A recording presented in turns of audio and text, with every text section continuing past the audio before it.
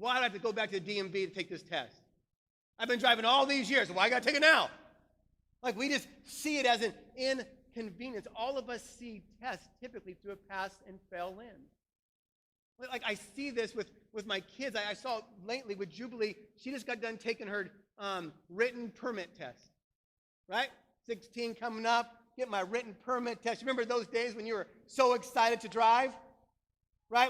That's the thing about having teenagers right now is you can say, hey, do you mind going to the store? And they're like, sure, I'll go to the store. They just want to drive. So you can say, hey, go anywhere. Oh, sure, I'll drive. Give them a couple of years, you ask them to go to the store. Do I have to? That costs too much money to go to the store. But right now, Jubilee just got done taking that written test, and so she studied. She got online, she studied, she called people to find out what was on the test. She wanted to make sure that she what? She passed the test. Or she wanted to make sure that she didn't fail the test. So she knew exactly how many she could get wrong until she would fail. How many can you get wrong? How many? 3? 7. 3. You get 7 now. It's a big curve. Big curve. You're just going to drive. And so, but she knows exactly how many is exactly the line going. Here's the line, pass or fail. Here's the line. She's not thinking 45,000 people die in a car accident every year. She's not thinking $41 billion is spent on automobile accidents. She's not thinking, I'm about to drive this car that can easily destroy my life. She's thinking pass or fail. Just because like you and me, we think pass or fail. See, the problem is God doesn't look at tests like pass or fail. He doesn't see tests like pass or fail. He doesn't look at them as something you and I should just look to push through. He doesn't look at them as a hoop. He doesn't look at them as inconvenience. He looks at them as an opportunity. God's view in the test for you and for me is always to pass, never to fail. See, but you and I still have this tendency, every time we have a test, we still have this tendency that we are looking to pass or fail. God's going, I just want to see you pass. That means God's purpose in the test is to pass you. God's purpose in the test is to show you what you're lacking, to show me what I'm lacking. God's purpose in the test is to expose my heart. God's purpose in the test is to make himself large. God's purpose in the test is to remind you that you can't pass it on your own. See, but so much of our idea of a test is simply, I just want to push through it. I just want to get it behind me. And that's not God's purpose. When I was a kid, I used to see this shot like this coming up. I don't know if you remember this when you were a kid. This was back in the day before you had like a remote control and you had to walk up to the TV and turn it. And then when you walked up to the TV, every once in a while you'd be watching TV and this thing would pop up like this. And then all of a sudden there'd be this sound, you remember? It would go, eh.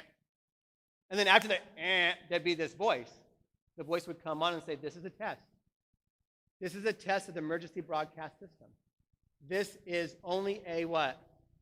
Test. I remember that still today. This is only a test. And then the voice would say, if this was a real emergency, you would be informed what to do. That's what God's doing right now. He's informing you. He's informing me what to do. Everything in life is only a test. The test is never to fail you. The test is never to fail me. The test is always that Christ would be glorified. The test is always that God would show me what I'm lacking. That's the test that he has for you today.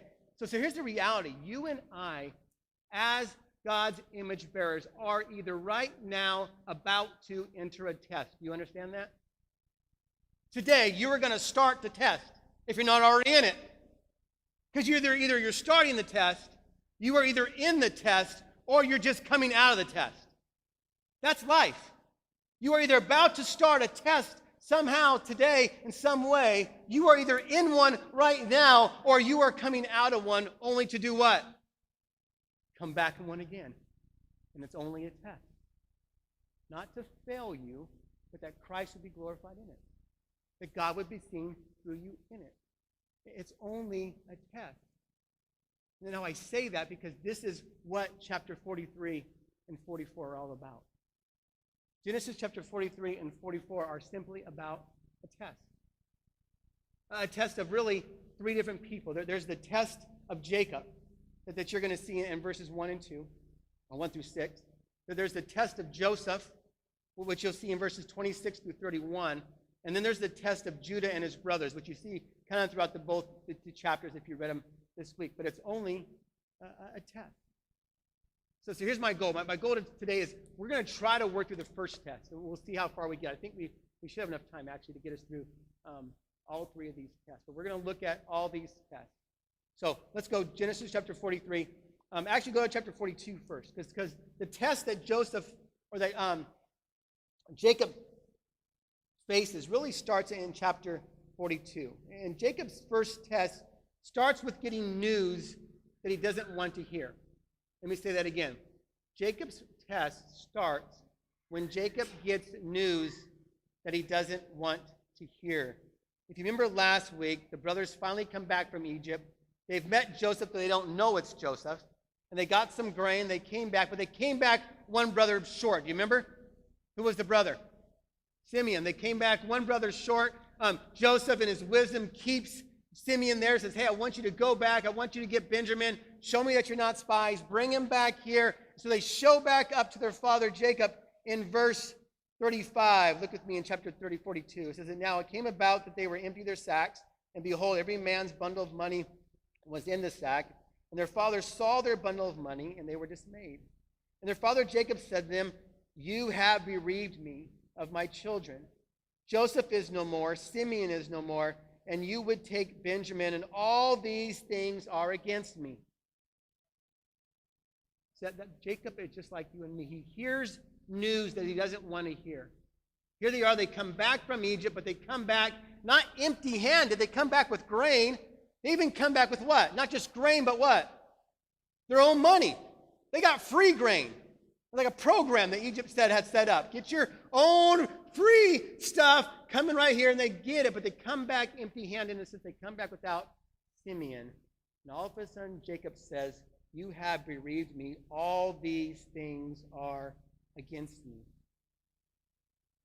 He does the same thing in chapter 43. Look at 43. It says, now the famine in the land was severe in the land, and it came about that they would finish eating the grain that they had brought from Egypt. And their father said to them, go back and buy us some food. So they come back. They want to take Benjamin back with them, but Jacob can't let Benjamin go yet. So Benjamin says no, or Jacob says, no, we're not going to go. Let's stay here and eat what we have. They eat what they have. Some time passes in chapter 43, and they can no longer wait because now they're getting rid of all the food that they brought back from Egypt. Verse 3, and Judah spoke to him and said, however, saying, the man solemnly warned us, you shall not see the face unless your brother is with you.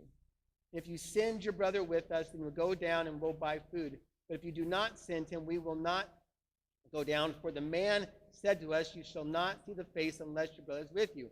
Look at verse 6. And Israel said, why did you treat me so badly by telling the man whether you still had another brother? How fast Jacob, just like you and me, when he hears news he doesn't want to hear, how fast he makes it all about him. Do you notice? He makes everything in this story about him. He says in chapter 42, you have bereaved me. Why have you done this to me? Everything's against me. Like somehow the boys are in charge of the famine. Like somehow the boys are in charge of the man in Egypt. Like somehow the boys are in charge of all these things. All Jacob sees in the midst of this news that he doesn't want to hear, all he sees is life surrounded about himself. And he says, why have you done this to me? And then he says in chapter 43, why do you treat me this way? How fast he forgets that all the promises of God are what? Yes and amen. How fast he forgets these things. In Charles Swindoll's book on this subject, he points out three things that I thought were key. And so if you're taking notes, he says every time we get news that we don't want to hear. So think about it in a time in your life when you got news that you did not want to hear. You got a phone call that you did not want to receive. You got a message, you got an email that you did not want to read. You got news that you did not want to hear. You got news that didn't fit the narrative you thought it was going to fit. Your life's going this way. All of a sudden, you get news that your life is going to go this way. What do you do in the midst of that news? Does that make sense? Now that's what Jacob's doing. He all of a sudden, he has to receive news that's going to change his narrative. He has to receive news that's going to change his direction. And Swindoll says three things take place with you and me. He says, number one, we tend to respond negatively, not positively. He says, most of us, when we get news we don't want to hear, we tend to respond negatively, not positively. Again, look at Jacob. He says in chapter 42, in verse 36, all these things are against me. His sons just brought back food. His sons just brought back money. His sons just let them know that there was stuff in Egypt, and yet in his mind, he says, all these things are against me. In verse 6, after the food was eaten, and the brothers said, hey, we need to go down, remember Israel says, why do you treat me so badly? Why do you treat me so badly? You and I have a tendency, when we hear news that we don't like, is to automatically go negative. Think about it. Joseph doesn't go, what a great opportunity for God to work. Joseph doesn't go, hey, I'm so glad you guys made it back. Joseph doesn't go, hey, this is awesome. God brought some grain and some money with us. Joseph, like you and me, when we hear news we don't want, we automatically tend to go negative. Number two, he says, we tend to view problems only horizontal, not vertical. You and I have a tendency to view problems horizontally, not vertical. Let me explain. When you and I begin to hear news we don't want to hear from the doctor, we don't want to hear from someone close to us, we don't want to hear from our boss, we tend to have this ability to only see it horizontal. We never see it vertical, meaning this, we only see through human perspective. We tend to see only what we can change, only what we can manipulate, only what we can move. We only see it through that area. That's seeing it horizontal. So we get overwhelmed because we can't see it, because the Bible says we see things dimly anyways, but we get overwhelmed because we only see what we can grab onto. We only see what we know we can change or that we can do to fix it. And so we start to act negatively. Or when we start to see things horizontally, all we begin to do is blame shift. Do you notice what Joseph does? Why did you do this to me? They had nothing to do with it, and yet because Jacob only sees it horizontally, he's blaming his sons for doing something. Matter of fact, he says, why did you tell them? What he's saying is, why didn't you just lie? Why did you even tell them? Why not just lie? Because he's seeing things horizontally.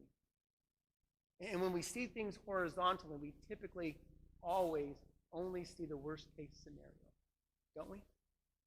When you and I start to look horizontally, like this is the person who goes to the doctor and they find out that they might have this sort of cancer, and that person runs to the internet and searches for 12 hours long this one little spot on their body and what it might be and what it's going to look like, and if they have it, this is what the end's going to be. And by that whole time, they're overwhelmed because they went worst case scenario, only to go back to the doctor and say, hey, we were wrong with your antidote, we were wrong with it, you don't have anything, you're fine.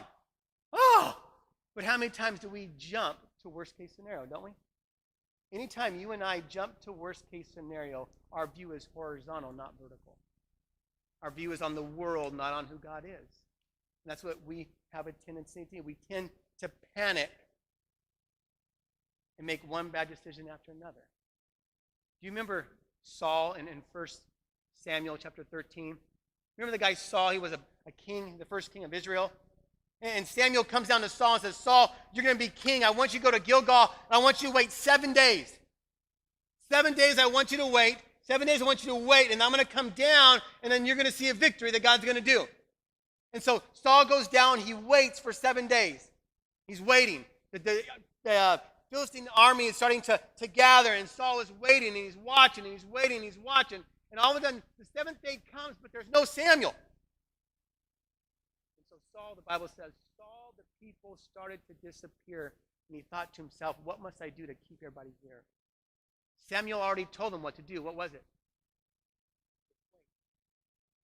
Just wait. Just be patient. Saul couldn't be patient, and so what did Saul do? You remember the story? sacrifice out. He has a sacrifice. He makes himself to be a priest. And Samuel shows up right after the sacrifice was done and says, Saul, what have you done? You have put yourself in a place that God has never called you to be. The kingdom would have been yours, but now the kingdom is gone. I wonder how many times you and I, in the midst of seeing things horizontally, we tend to take things in our own hand, and God is going, just slow play this, be patient so you can see my victory. You could see what I'm going to do, but instead, what do? We want to take it in our own hands. We want to kind of work it out our own way. The sad thing, that's what Jacob does. He doesn't see it as an opportunity for God to work. He doesn't remember the past that God has done. He doesn't look at Romans 8, not that he had Romans 8:28, that God's going to work all things out for good. He goes horizontal. He misses. The third thing, he says, we tend to resist what's new. So not only do we think negative, not positive, not only do we think horizontal, not vertical, but you and I constantly have this ability to resist what is new. See, when all of a sudden you're going this direction, all of a sudden you hear the news that says, hey, we're going to go this direction, our tendency is to fight that change. Would you agree? Most of us have a tendency to fight any kind of change that changes the way that we think things should go. Because you and I are people of habit, are we not? Like I said before, I can tell who's here by where you sit. We're not even 3 months into hanging out together, 4 months in, and again, the same people sit the same place every time, just about. Every once in a while, there's an outliner who decides, I'm gonna venture in this area. I don't know. I'm gonna venture over here. I'm gonna see if they bite. But we have this tendency to walk in, and even when you leave here, most of you got a routine of where you're gonna go eat. Do you not? I'm going to go to the hangar, I'm going to go to the airplane place, and you know what you're going to get, right? You go to the same place, you eat the same thing, the same time, because you're people of habit. And so when God invades that habit and wants you to change, our tendency is to push back against that. We push back against it, and yet, if we understood the nature of God, would we not understand that God is about change? In Philippians chapter 1, Paul says this, be confident in this very thing, who began a good work in you will carry it out. Meaning that God's a God of change. That he starts you one place and that he moves you someplace. In Ephesians chapter 4, Paul says you were taught in with regard to the former way of life to put off the old self, being corrupt and deceitful in desire, to be made new in your new attitude of your mind. Meaning that you and I, that God is constantly making things new. In Psalm chapter 40, verse 1 through 3, the psalmist says this, be patient, wait patiently for the Lord. For he inclined my ear, he inclined me, and I heard, and he heard my cry. He brought me up out of the pit of destruction, out of the miry clay. And he set my feet upon the rock, making my footsteps firm. And he put a new song in my mouth, and a song of praise to our God. And many will see it and fear, and you will trust in the Lord. The psalmist says that God is longing, in a sense, to put a new song in your heart, a new song in my heart, a new song that declares who he is. And typically that happens for you and me. And yet there's something inside of us. As soon as that change comes, I seem to push back against the idea that God might want me to do something. That God might be calling me to do something. Jacob was that guy. He didn't want to change. He didn't want to change. He's 120 years old. He doesn't want to change. He likes his life. He likes his routine, and yet God would say, Jacob, I got something else for you. You're going to have to leave here and go down to Egypt. I'm going to use you down here in a way that you never seen. I'm going to use you in Egypt in such a way that you're going to give a testimony of success. The whole nation's going to shut down because of you. Because he's willing to. Yeah, I think all of us tend to function this way. See, some of you, when you hear the news that you don't want, you automatically go negative. You automatically think worst case scenario, which means you're not thinking biblically, you're thinking word, which means you're not thinking horizontal, or you're thinking horizontal, not vertical. You're not thinking, hey, I wonder what God's going to do with this. I wonder what God might do with this. I wonder how God's going to change this. We have this typically. Or maybe you just resist completely. See, each of you probably function in one way or another. I know for me, I function in number 2. Every time, for me, I'm a very orderly person. I know it doesn't seem like it at times, but I am very orderly in the sense of like I have routines. I'm up at the same time every morning. I know exactly how long it takes to get my toast in the toaster, walk out, feed the dog, put the Keurig on, flip my toast, walk back, get the peanut butter, walk back, get the jelly, get the toast out, sit down my peanut butter jelly, sit down at my chair, same cup of coffee every morning, exactly the same. If you get me out of that routine, I don't know how to function. I get all nervous. It's not my routine. Got to have my routine, and that's me. And so when things don't take place for me, I have a tendency to be the one who only sees horizontal. I only see worst case scenario. I have a tendency to really become very negative and can't believe this is happening to me. And it's all about me and my world. I was telling the group on Thursday, a couple of years ago, we had a chance to go down to Catalina. For 4 years straight or so, we went down to Catalina. This group would call me down there to teach, and I would teach, and they would pay for my family to go down to Catalina on the beach. InterVarsity, we would do Bible studies. I would teach high school and junior hires the whole week, and we would paddleboard, and we would kayak, and literally your little tent was an awesome tent that you slept in. It was a tent, but it was a cool tent, and you could hear the water for a week. We did this every single year. And one year, after the great week of ministry of people and sharing, we were getting ready to leave. I'm leaving the parking lot of Long Beach. I'm driving out of the parking lot. All of a sudden, I hear this. And I look down in the back of my car, and my tires are flat. And so I pull over the side of the road. I look at the tire, and it's just kind of all failing out. I walk back in. I open the door up, and I tell Shinny, I can't believe it got a flat. Just ruined the vacation right there with my flat. Like, I went off for like 20 minutes on how this flat just destroyed everything that God was doing. Like, now I was going to be late getting home. Now this was going to cost me money for a new tire, even though God just paid for 5 people to go to Catalina for a week. I'm worried about the $75 for the new tire and how it's going to make me stick in traffic, and I can't believe it, and I don't know where the tire's at, and I have to Google it. At the same time, right in front of this fountain in Long Beach, I don't know if you've been there, where every 15 minutes there's like a water show, and this thing just shoots off, and there's music and everything, and that's where we got stuck. We didn't get stuck on the freeway. We didn't get stuck nowhere, in between of nowhere. We got stuck literally coming out of the parking lot where I had a AAA card to call them to come and change it, and I'm sitting there forever complaining. Worst case scenario. This is the worst vacation ever. Never come back here again. Over a tire. Seeing how fast, I wonder how many things that we complain about, God's going to go, that was like a tire. You're complaining about a tire. What are you doing? You don't even see what I'm doing. You don't even recognize what I'm doing. Does that make sense? See, for you and me, we have to get off the horizontal. We got to get on the vertical. We got to remember that God is in control of all things, his providence, and that none of these things should move you. Whatever is in your life shouldn't move you to the point of despair where you can't function. Now, should it move you to a point of despair where you got to reach back into God and say, God, I need your answer? You bet.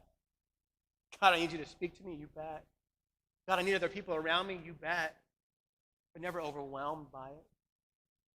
Jacob didn't respond to that. You know what the sad thing about the story so far, too? If you look at, before we jump into the next one, look at verse 18 of chapter 43.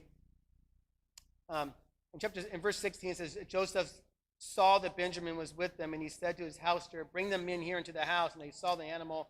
They made ready that they dined with him. The men did as Joseph had said, and they brought them in. So they come back to Egypt. Joseph sees his brothers, and he wants to have a dinner with them or a lunch with them. So he brings them into his house, all of his brothers. And in verse 18, and the men were afraid because they brought them into Joseph's house. Here's the sad thing about the sons of Jacob, is the sons of Jacob respond just like their father does. So the sons of Jacob respond just like their father. Listen to me, parents, real quick. I guarantee you, your kids will respond. If you're that person who only sees things horizontal, your kids are going to start to see. If you're that parent who only sees the negative, your kids are. If you're the parent who resists change, your kids will resist change. They're watching. They're watching me. How does my parent respond when faith is challenged? What's my parents respond when news comes in? When the email shows up? When the phone call comes? My kids are watching that. If I become anxious and overwhelmed, I guarantee you, your kids will follow suit, will be anxious and overwhelmed. There's some part for you and me, we have to recognize where we're at. We can't continue to always respond horizontal. Now, is this going to be a struggle forever? Yeah, it is. Just like Jacob. I don't want you to get overwhelmed by yourself going, oh, I'm a terrible person. I just can't. You're functioning just like Jacob did. He's 120 years old, and he wrestled with God, so you're okay. Right? So you're going to keep moving in that. What about the next one? The next trial. Oh, one more thing before. And here's the thing I think we don't recognize is you and I are always going to take one trial into the next. Here's what I mean. Why does Jacob not want to let Benjamin go? Like the brothers come back and say, hey, all we have to do is take Benjamin down to Egypt, get some grain, come back, we're golden, we're good, we'll survive, everything's fine, Dad. That's all we have to do. It's a 1 week trip there, 1 week trip back, we're good. Well, why does Jacob not want Benjamin to go? Because he lost Joseph 22 years ago. 22 years, Jacob is carrying this trial, carrying this thing into the next trial. You and I will always carry one trial into the next trial. So that's either really good or really, really bad. Let me explain. Like the example of David. So David goes down to visit his brothers. Remember the story in 1 Samuel. David goes down to visit his brothers, and his brothers are in a fight with the army of the Philistines. He goes down and he hears that the Philistines are calling out the living God. And David goes, why aren't you guys killing this guy? What's the deal? And David says, I'll kill him. Remember the response David got when he said, I'll kill him? Remember what Saul said? Saul said, David, you're too young. You're too small. Goliath has been fighting from his youth. You are but a youth. And then David's response was what? Do you remember? I have fought a lion and a bear. And the Lord delivered me from the lion. The Lord delivered me from the bear. The Lord will certainly deliver me from the Philistine. David takes his trial of the lion and the bear that he saw the Lord deliver him, and he moves that trial into the next trial of Goliath, saying, I saw the deliverance. I know God's going to deliver me here. See how that works? That's positively taken one trial into the next trial. The negative idea of that works, like in Mark chapter 6. Go to Mark chapter 6.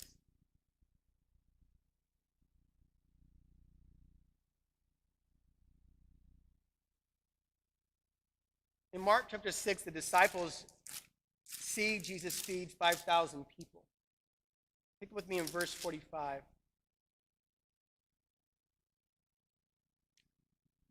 They see him feed all these people with some loaves and some bread. And it says in verse 45, immediately Jesus, so after he feeds the 5,000, he sends the disciples away, right? He says immediately Jesus made his disciples get into a boat and go ahead of them to the other side of Bethsaida. And he himself was sending the crowd away. And after bidding them farewell, he left on the mountain to pray. And when evening had come, the boat was in the middle of the sea, and it was alone on the land. He was alone on land. Seeing them straining at the oars and the wind against them, it was about the fourth watch of the night. So here's the disciples. They had a long day with Jesus. Jesus says, hey, I want you to get in this boat. I want you to go to the other side. Jesus leaves them in the boat, and he goes to the mountain to pray. He's watching them the whole time. The fourth night of the night, which is like 12 hours later, they're still doing what? They're still rowing. They're still rowing. They're still rowing. They can't get across this lake. In verse 40, it's 49. But when they saw Jesus walking on the sea, verse 48, seeing them straining on the oars and the wind against them, about the fourth watch of the night, he came to them walking on the sea, and he intended to pass them by. But they saw him walking on the sea, and they supposed that he was a ghost. And they cried out for they all saw him and were terrified. But immediately he spoke to them and he said, "Take courage, it is I, do not be afraid." And he got into the boat with them, and the wind stopped, and they were utterly astonished. Verse 52 is the key. For they had not gained insight from the incidents of the loaves, but their hearts were hardened. You see, Mark tells us here that the disciples just saw Jesus have such power that he took some loaves and some fish and he multiplied it to feed thousands. And they get into the boat and they start to row to the other side and they can't get to the other side and they become overwhelmed and they see this person walking on water and they don't see clearly because they're overwhelmed because they're thinking horizontal. They're overwhelmed because they're thinking horizontal because they only can work on what they can work with. They don't know it's Jesus, and he steps on the boat and everything calms down. And he says, "You are overwhelmed because you did not gain insight into the loaves of fish." They never got, like David did, that, hey, God saved me from the lion, God saved me from the bear, certainly he's going to save me from here. They didn't gain insight. Because they didn't get insight, they became overwhelmed.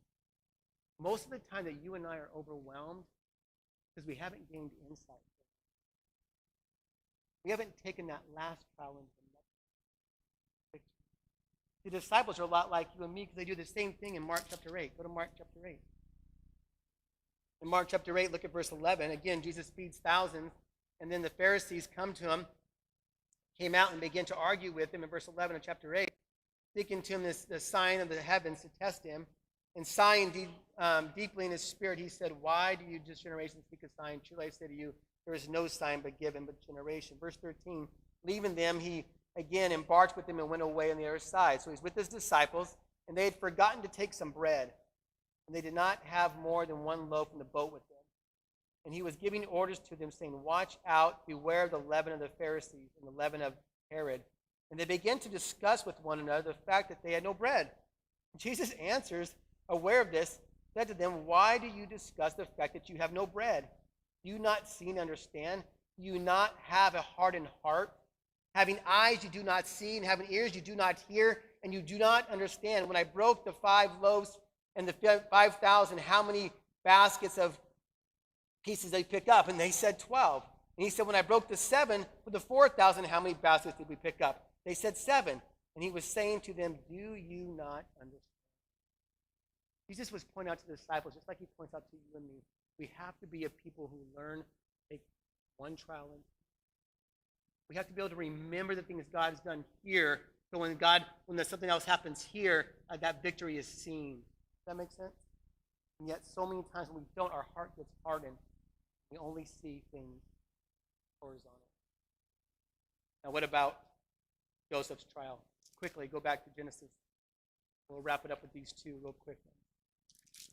Joseph's trial starts in verse 26. It says Joseph came home and he brought him. So Joseph sees his brothers. He invites them to his house. He's going to have lunch with his brothers after 22 years of not seeing them, really of connecting with them. And Joseph came home and he brought them into his house to present them with their hand, and he bowed down and bowed to the ground before him. So they bowed down to him, and he answered them about their welfare, and he said, "Is your father well, of whom you spoke? Is he alive?" And they said, "Your servant, your father, is well. He is still alive." And they bowed down in homage. And he lifted up his eyes, and he saw his brother Benjamin, his mother's son. And he said, "Is this your youngest brother to whom you spoke?" And he said, "May God be gracious to you, my son." Verse 30, and Joseph hurried out. He was deeply stirred over the brother. And he sought a place to weep. And he entered in the chamber, and he wept there. And he washed his face, and he came out.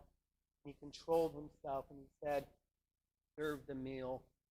See, Joseph's trial is a lot different than Jacob's trial. Jacob hears news that he doesn't want to hear, and he responds only horizontal. He responds negative. And it takes God to force him to move him by faith. Joseph's trial, he's longing for this moment. He's been longing for this moment for 22 years to get reconnected with his brothers. And all of a sudden it's here, and his emotions start to overwhelm him. So you and I, sometimes one of our biggest trials is our emotions, and how fast we allow them to dictate what we do. We become overwhelmed by them. May that be depression or anger or fear or anxiety, whatever it is, those emotions begin to run up. And emotions in themselves aren't bad or good. They're a gift. Emotions are a gift that God gives us so we can see what's inside of our heart. But to be run by those emotions is where we get into trouble. And Joseph has all these emotions, and yet in verse 31 it says that he washed his face and he came out and he controlled. He controlled himself. He doesn't dwell on them, but he controls himself. In 2 Timothy chapter 2, verse 7, another lesson or test that we should learn is we've got to be a people who learn how to control our emotions. Not be pushed one way or the other with them. 2 Timothy 2, 7 says, "For God has not given us a spirit of timidity, but of power and love and discipline." In Proverbs chapter 20, verse 5, it says, "The purpose of a man's heart is a deep water, but the one who has insight draws it out." Meaning you and I, our people, are always going to be full of emotion. So the point is how do I draw that emotion? How do I know that emotion is right, healthy, and good? Does that make sense? And so I think Joseph here gives us some wisdom. Number one, he gets space. He steps back from his brothers and says, let me get some space here in my emotions. It's always a good thing for you and me. And number two, I think he never views emotions as fact. Listen to me. Your emotion and my emotion isn't a fact. Just because I feel some way doesn't make that to be true. God's word is what's going to make it true. Investigation of that situation is going to make it true. Because I feel it doesn't make it true. So I have to watch, always making my emotions the truth. And we're in a weird culture right now where we say things all the time like, you've made me feel this way. Like somehow I control how you feel. Joseph isn't going to allow anyone to control how he feels. Only the Lord is going to control how he feels. So he's able to step back away from it and control his emotions. Here's a good way to indicate your emotion. Is your emotion about your kingdom or God's kingdom? When you get angry, is your anger about your kingdom or is it about God's kingdom? When you get depressed, are you depressed because of your kingdom or God's kingdom? Every emotion comes. If I can run it through that lens, is it God's kingdom or my kingdom that's causing this emotion that's going to help me dictate how I handle that emotion? No, I don't need to act that way. I don't need to respond that way. That's not God's. And that's huge for you. Lastly, let's look at real quick Jacob's test or Judah's test. Judah's test comes to us in chapter 43. And look with me real quick in verse 33. Remember the story. They come and eat lunch. Joseph hides his emotions. He sends all his brothers back to Canaan. He sends them back to go to his dad. But he sends, remember, he takes a cup, a silver cup, and he sticks it in Benjamin's bag. And then after they leave, he sends his second in control to go down there and chase after them and say, hey, which one of you stole the cup? Now all the brothers get off the donkey and go, hey, no one stole anything. Anyone who steals anything, that person's your servant. I guarantee you no one steals anything. Now Joseph's doing this because he wants to see if their brother's heart has changed. So he knows what he's doing. He purposely puts it in Benjamin's bag because he wants Benjamin to get caught, because he wants Benjamin to be brought back, and he wants to see, will any of the brothers stick up for Benjamin? Will any of the brothers say, no, it wasn't Benjamin? Will anyone ever have a voice to help their brother out? Because 22 years ago, they didn't have a voice to help Joseph out. And so he's doing this purposely, remember? And he does it, and Benjamin comes back, and remember the story. Out of all the brothers that stick up, who's the one that sticks up? Judah. He recognizes it's the test. Will he stick up? Will he speak truth? Will he say what's needed to be said?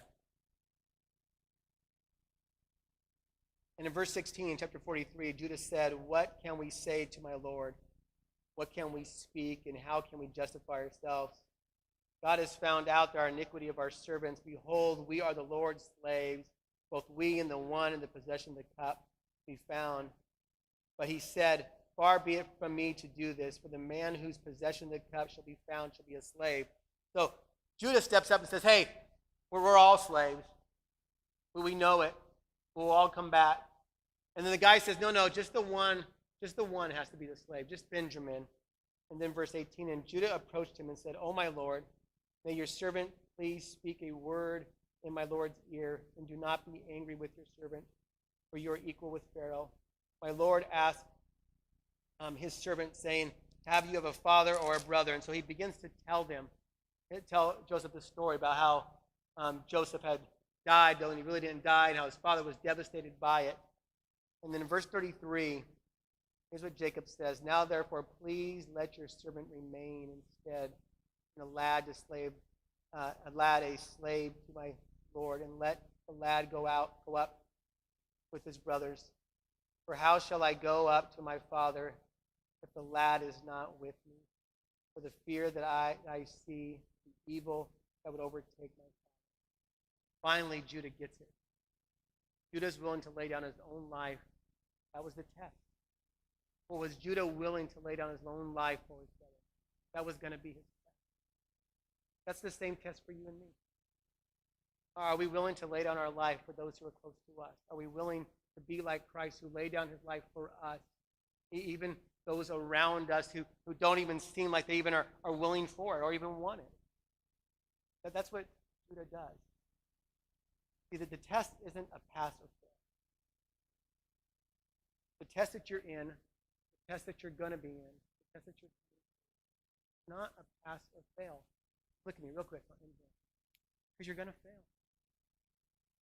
But the test is to show you what's lacking in you. The test is to remind you how glorious God is. Does that make sense? Remember, it's only a test. Only a test. Not to fail you. Lord, I do thank you again for today. Thank you for your word. I do pray that you would help us to be people who don't try to sidestep the test. Lord, but we're able to walk in it and trust that you are able to do exceedingly abundantly. Lord, I pray you help us to have a vertical view. Lord, teach us what that looks like this week as we study chapter 45. Teach us what it looks like to see things in the view of but God. God is able to do exceedingly abundantly. Father, we love you. Thank you. All right, God bless. We'll see you next week. Don't forget, sign up for the carnival if you want to help out in any way, shape, or form.